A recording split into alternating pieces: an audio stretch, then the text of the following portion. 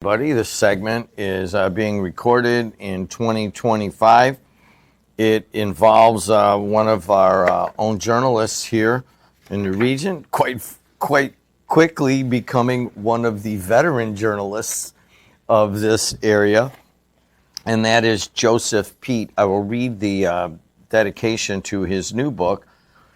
This book is dedicated to my late brother Tom, who was a true cinephile, a brilliant comedian who cracked everyone up, and a bright light that shall never burn out. The title of the book is Lost Treasures of Indiana, and I have all of Joe Pete's other books, and this may be the biggest, the most colorful book of all of his books, and we're going to help him sell some books going into Christmas. Anybody that has a region person or an Indiana person, you need this on your coffee table. Joe, thanks for coming in. Oh, thank you so much for having me. It's good to see you, man. Oh, pretty good to see you. I know. Congratulations on the Society of Innovators Award. Thank you. Yes, I was wondering if that was announced, but it was. So I mentioned it today. And we'll be out there. They came in and did a huge spread and interviewed us and took pictures. And there's going to be a couple of big articles coming out. But thank you, man. You know, it's kind of like with your journalism. A lot of times you're just working and you don't even know. I mean, there are people appreciating this. But that's kind of how I feel about like doing all the, the tech stuff that we've done. And then all of a sudden, we just got recognized by downstate. Now we're getting recognized here. It's a good feeling. You ever feel like you're working and you're not really sure if anybody's paying attention? Oh, 100%. Yeah. No, it's definitely grinding away every day. And sometimes you wonder what impact you're having or if you're keeping people informed. And... Yeah. Well, Joseph Pete has been with the Times now how long? Since 2013. Okay, can I call you Joe? I mean, Joe's fine by me. All right, good. I mean, I see you putting in your bylines, Joseph Pete. Yeah, just sound professional or whatever. But it's I've whatever you want to call me is fine. How many books have you written? Oh, this is my fifth now. This is the first one that's all my other books have kind of focused on the region. This is the first one that's statewide. One of my publishers, Reedy Press from St. Louis, which put out the Secret Northwest Indiana and 100 Things to Do in Northwest Indiana Before You Die. They had this series of lost treasures of like St. Louis, Omaha, Baltimore, etc., places around the country. And they had asked me to do one in the series, and they asked it to be statewide. So there's a ton of region stuff in this one. Of course, I'm from the region. I grew up in Hammond and Highland. It's completely populated with like region stuff like Peerless Potato Chips, Star Plaza Theater, Country Lounge, Old Cedar Style Lake, Inn. the Cedar Lake dance halls. Oh yeah, the floating dance halls, and all the pool, yeah. the water slides, and the Al Capone hanging out there after they got to stop on the Monon Trail, and you can see all that wonderful. Learn more about the history there of ice harvesting and everything in the Museum of Last Resorts right there on the lake. But the this one is the one that has stuff statewide though. It's Market Square Arena, the Hoosier Dome, all kinds of historic points of interest from all across Indiana, from the Lake Michigan to the Ohio River. A lot of places, people will fondly remember from, especially from, Indianapolis, like Marsh supermarkets, Hook Drug Stores, Hog Drugs, the Ellis Ayers Tea Room, places like that are kind of live on in the state's like collective memory. So Joe Cimino is taking a little break, and we'll have him zoom in on this. But the other ones were smaller books, and they were not picture-based as much. This is a true part of a series. I mean, this is it's a beautiful book. Now, is this made to sit on, kind of a coffee table book? Oh, yeah. They definitely intended as a coffee table book. I started out thinking it was going to be another paperback like the others in the series, but I managed to collect like 450 photos or so from different historical societies around the state, and then they wanted to do it as a coffee table book. They like the images. There's a lot of historic images from, from department stores to restaurants to drive-ins to, the Pembroke Arcade in Indianapolis was like one of the first enclosed shopping malls in the country. It's similar to the old style 19th century arcade, Like they have a great one that's preserved well in Cleveland that was just featured in the Superman movie, where it's got the high arches and it's very distinctive looking. But it's got a lot of just photos of Tomlinson Hall, just a lot of the old Marion County Courthouse, historic places from all across the state. The lasers on the dunes in Michigan City, where they took that hyperbolic cooling tower that everybody thinks is a nuclear power plant because it looks like the one in The Simpsons, but it's actually a NIPSCO coal-fired plant. But for several years, they used to do a laser light show on it where they'd set it to like Pink Floyd or the Beatles or whatever, and hundreds of people would turn out and come watch the light shows they put on. There was a company in Stone Mountain in Atlanta, Georgia that did a similar thing, and they expanded it here, and it was a big attraction for a while and it just kind of faded. And this book is really trying to capture things like that either made an impression or were just notable, just different aspects of our state's history. Let me just pull out a couple here. You have a little section on the Gary American. Oh, yes, yeah. Now, it's been a long time since I've seen a Gary American, but it used to be a big deal in the 70s when I worked in Miller, and the Gary American would come out, and it was some family published it in Gary, and it was a big deal, and I think it faded out around, I don't know, the 90s or whatever. But you have a beautiful picture of a historic headline.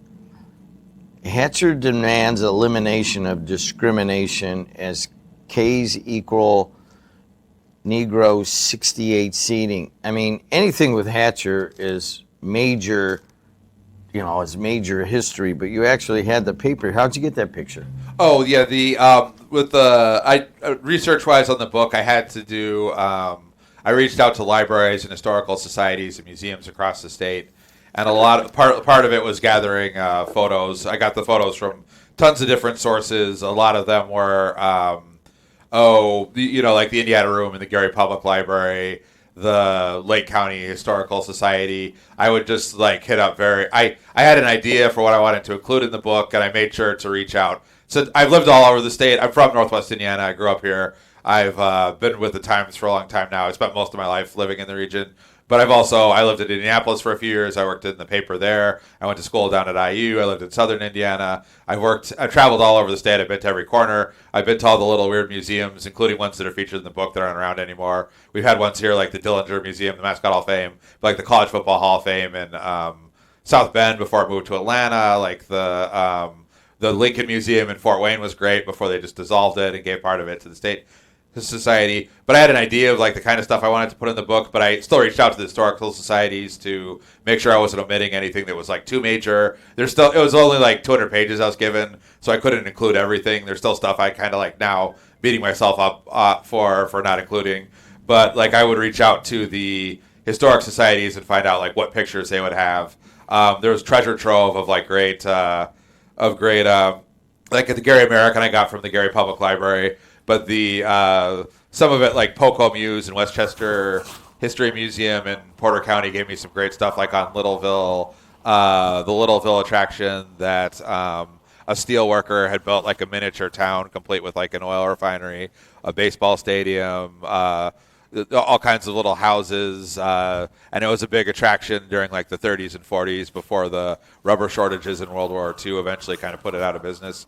But I was able to get all kinds of cool photos of the Dunes Arcade Hotel, Red Lantern Inn, some of the hotels that used to be along the shoreline in Lake Michigan, and they were very generous to provide a lot of photos. But this one took a lot of legwork because before, if I'm doing a book about Hammond, it's a lot of it's just the Hammond Public Library, Hammond Historical Society. This one I had to talk to everybody all across Indiana, so it was a lot of juggling.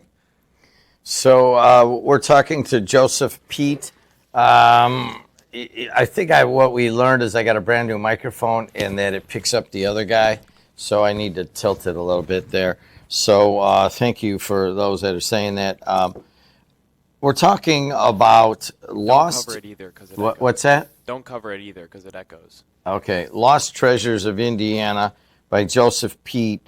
Restaurants, drive-ins, concert halls, and other favorite places from the past. If you got any questions to Joe about what he included or did not include, but here you go. Here's one that I'm so glad is in here, Joe. The Star Plaza Theater. Oh, yeah. I mean, it says here, one of Chicagoland's largest theaters. I'm going to move over because I got a brand new microphone. It's picking you up a little bit. Sorry about that. One of Chicagoland's largest theaters lay just across the state line in northwest Indiana. The Star Plaza at Interstate 65 and US 30 in Maryville hosted comedy acts like Jerry Seinfeld, George Carlin, Ellen DeGeneres, Richard Pryor, and region native Jim Gaffigan. Yeah.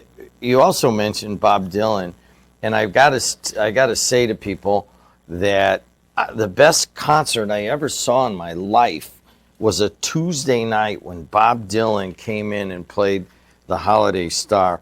I'm going to switch to number 3, okay? And then take me off my other one. There you go. All right, I should be better now. Sorry about that, guys. I got some new equipment. I don't think people realize how much history was in the Star Plaza Theater. You know what I mean?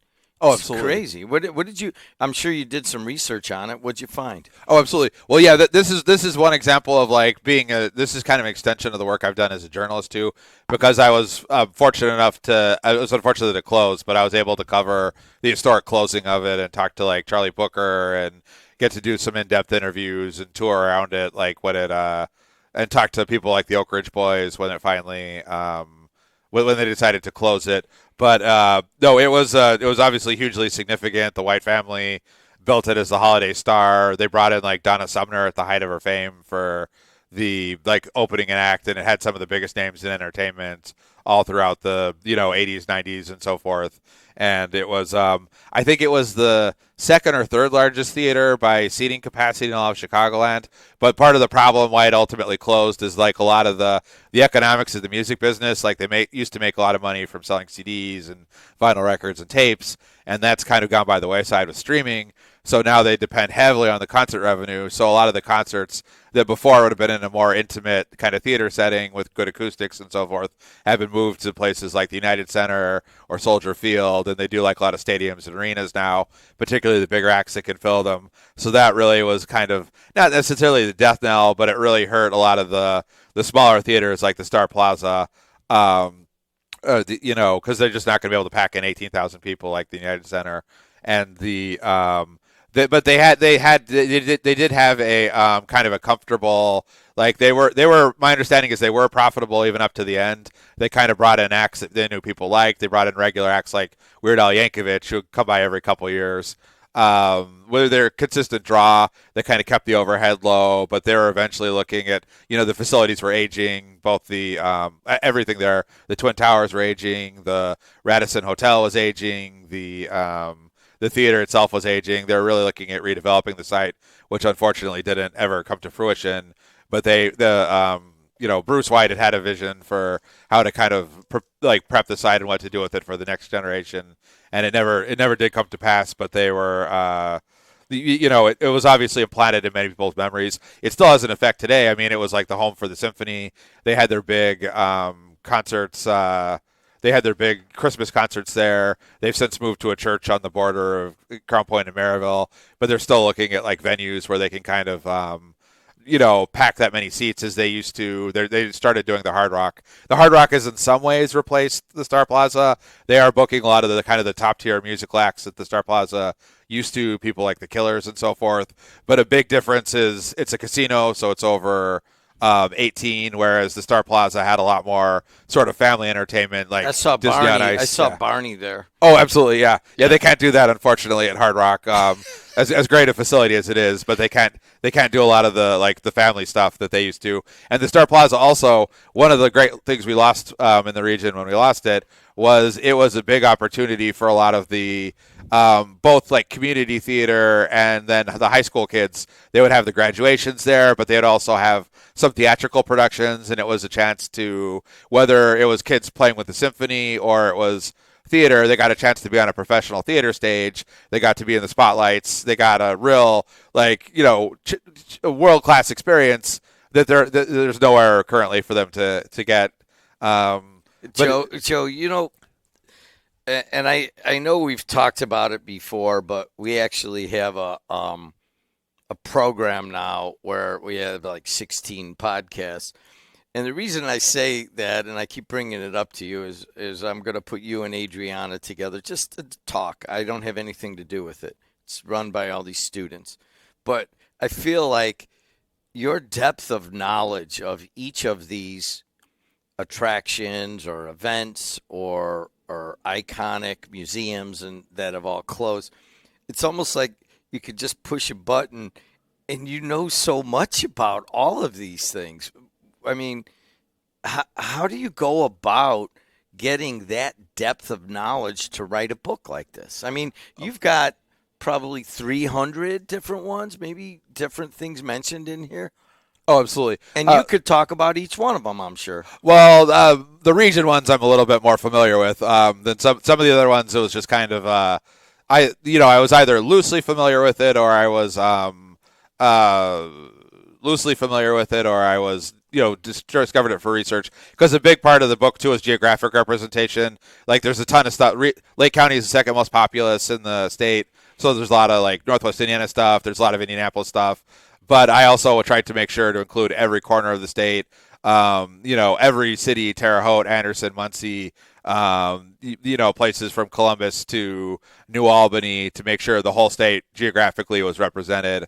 Obviously, there's going to be the more population, the more landmarks there are going to be, the more lost stuff there's going to be. So there's a higher concentration of stuff in Indianapolis, but I made sure stuff like in Columbus or in Evansville, they used to have at the zoo, the Mesker Park Zoo, they used to have a monkey house where they had a replica of one of Columbus's ships, 2/3 to scale, and they had monkeys running wild on the Columbus thing, and it was very prominent attraction. It was featured in stuff like Vladimir Nabokov's novel Lolita mentioned it. It was so odd. And then it was as part of a road trip stop, along with places like the Corn Palace in South Dakota that's still iconic to this day. There's strange places across Indiana like Butt Drugs, but a lot of which is a pharmacy. Yeah. Talk about Butt Drugs. Okay, sorry, but Butt Drugs it gained a lot of notoriety in the internet age, but it had been around for. Oh, it was family owned. It had been around for 60 or 70 years before it ultimately closed. But it was just an old school pharmacy. The pharmacist's name was Butt, but the name was unintentionally funny. It sounds like something somebody's smuggling into prison or that type of thing. So they were able to do a lucrative side business where they would sell T-shirts like "I love butt drugs" and things like that. But it was an actual place in Seymour. People would stop and take pictures of the sign and so forth. But it finally, like so many independent pharmacies, they retired. They'd end up closing. But going back to your point though, I was so a lot of the region stuff I'm just familiar with because I'm from here. I've written about it before or I've covered it. And then a lot of the stuff in the book is kind of in the same vein. Like I lived in Indianapolis. I've always been interested in history, so I've kind of I stop and read the historic markers when they're there. I make sure I brush up on the history. But then this book, in some ways, it's a lot of personal stuff. Like a lot of the IU stuff or the stuff about Bloomington was stuff I was kind of fond of when I was there. Like the Irish Lion recently closed, so that had to be included because that was the Irish Lion. Oh, closed? Unfortunately, yeah. I got thrown out of there once. I'm sure many people did though. That's the thing. Don't put that in your next book. I try to include stuff like that for that reason because a lot of people have had experience in these places. But stuff like the Von Lee or the Plan 9 video store, places that people kind of fondly remember, and a lot of it I've had firsthand experiences with. But then it was just just doing a lot of research and reading up on it, talking to the historical societies, checking with the libraries. I've gotten with 5 books now, I've kind of gotten pretty adept at the research, I think. I know how to look up, old news articles and dig up material, dig up records, whether Secretary of State registrations or that kind of stuff. It's one of the other ones you have in here is the College Football Hall of Fame. And it was in South Bend, and I thought they were gonna put a ton of money and have the College Football Hall of Fame, but kind of what happened in in the aughts, the 2000s, is the SEC came along and they ran college football, and of course they took the College Football Hall of Fame down to Atlanta, but it was a big deal in South Bend for a while. Oh, absolutely, yeah. There was one of those ideas, like it had been around nationally. There had been a push to do it for years and years and years. They talked about doing it in like New Jersey and then Cincinnati, and then eventually South Bend like won this big national competition.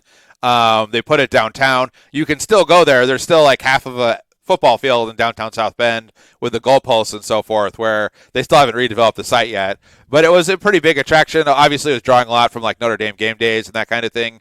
But the location was a little bit like remote for, South Bend is a regional airport. It's not like a major airport. They don't get outside of Notre Dame. They don't get a huge amount of like tourist traffic there. It's it's accessible from here. It's accessible from Chicago. But for people like traveling throughout the country, it's not necessarily the easiest place to get to. That hasn't deterred other like Cannon and some of the other Hall of Fame towns aren't necessarily like right there on the beaten path either. However, it never kind of drew as many people as they were hoping. And eventually, like you said, like the center of gravity kind of shifted in college football. It went from the Big Ten, we're seeing a resurgence right now, fortunately, but like the Big Ten had been like, one of the historic hubs. And then, we had years of where Alabama was in the title game every single year, SEC this, SEC that. And they, kind of ended up, Atlanta kind of took it. And then, but something like that, maybe it fits better in Atlanta because there's a lot more foot traffic and, tourists visiting other places like Coca-Cola and CNN and places like that. But it was, one of the significant places in our history in the state where, we had a national museum that was there to record, college football. And that's just kind of the stories I'm looking to tell, the history I'm trying to preserve, both like with the visuals, with a lot of the historic photos, but also just with the stories. There it is, Joseph Pete. You guys know, you all read him in the Times, award-winning journalist. And this is your fifth book or sixth? Oh, fifth. Fifth book. And, of course, Secret Northwest Indiana is very popular also. You can always go over and go over to Miles Books, and you can get most of these. I see them in the window when I go over to get some coffee. And one thing you don't know about Joe, though, of course, he's related that he's an IU grad. Certainly the Society of Professional Journalists, and you hear him on Lakeshore Public Radio, maybe not so much so recently. Yeah, unfortunately. Their cuts, but that just means that we have the opportunity, and Adriana will, you and she will talk. But the other thing I got to do before we go is I got to thank you for your service when you served in Iraq and and served us as Americans. And I don't think you don't really go into that. I got to tell you, I would love to see the Joe Pete Iraq experience, maybe something with the military as one of your books too. I'm sure you've thought about it. Oh, yeah, no, I've long planned to write a war novel, probably more of a novel than a memoir. When I was actually in the service, my joke was that it would be called Double Timing to Nowhere. Double timing is Army for slang for running. But that was the what I was going to call it. I've written a little bit about military experiences, like short stories and poetry and fiction mostly, but it's been in some Zero Dark 30. There's a lot of like military themed literary journals. Zero Dark 30. A couple others. Wrath-Bearing Tree. Several ones. There's one out of Missouri that's published that I'm usually in every year. But I published some of my experiences in literary journals, but particularly some of the military themed ones. I don't know what to say, but we will. Joe Cimino, you're in charge of at some point getting together with Joseph Pete and have him cut a little spot. It can be audio only. We'll add some pictures. And then we'll try to sell some books going into Christmas. Can I note too? I have a reading and a book signing tomorrow at Paul Henry's Art Gallery in downtown Hammond from 11 to 2, and then on the next Saturday, on the October 18th, I have a book signing at the Cherryville Barnes and Nobles at 11 to 3, And then hold on a second. oh, Paul sure. Henry tomorrow from 11 to 2. Yes. And then what time at Barnes & Noble? Oh, from 11 to 3 on Saturday the 18th. Barnes & Noble, 11 to 3, Saturday the 18th. Semino, you're going to make sure that gets on every show, okay? Oh, thank you. You got it. He's going to put a little index card, and then all the hosts will read that you're going to be there. Oh, appreciate it. Thank you. Tomorrow's a little too late with Paul Henry, whom I'm remotely related to, by the way. Oh, cool. Yeah, but Barnes & Noble, the following one. This is a cool book, my friends. We will help him sell some because Joe has put in the work, and this is as cool as it gets. Look, I opened it. It has Century Mall. Oh, yeah. Oh, I miss that place. Anyways, Joe, anything else you want to tell people? No, that's it. On social media, I'll be doing other appearances too, like the Indiana Historical Society's author fair in Indianapolis in December, and the Beverly Shore. They have a holiday market at the South Shoreline in the museum there in Beverly Shores. I'll be doing that in late November, and a couple other appearances like that. But is this? All right, you're not giving this to us. No, I will buy this. Okay. I will buy this from you. Okay. And I will be honored. But will you sign it? Oh, absolutely, yeah, 100%. Well, you don't have to sign it live on the air. You can do it during a commercial. But I will buy this book for Joe, Pete, and you should buy one too. Where can they buy them? Oh, they're just local. They're available at local bookstores. You mentioned Miles, like Miles, Green Door Books, The Press in Valparaiso, Barnes & Noble, Books A Million, anywhere that stocks books. This one, too. The other ones are region-focused. This one should be all over the state. But any bookstore in Indiana, it might be in a couple surrounding states, too. But I would promote local businesses and bookstores over, obviously, Amazon and so forth. Have you thought about what you're going to call your podcast? Oh, not yet, no. You better start thinking about it because when Adriana calls you, she usually moves very quickly. Okay. Okay. All right, guys. You'll be hearing from Joe Pete. Buy his book. And if you're not doing anything next Saturday, we'll promote it. Or this Saturday, come out and see him and meet him and buy a book. All right. Until next time. Oh, thank you so much. I appreciate it. Thank you. I'll be right back on the Voice and Face of the Region.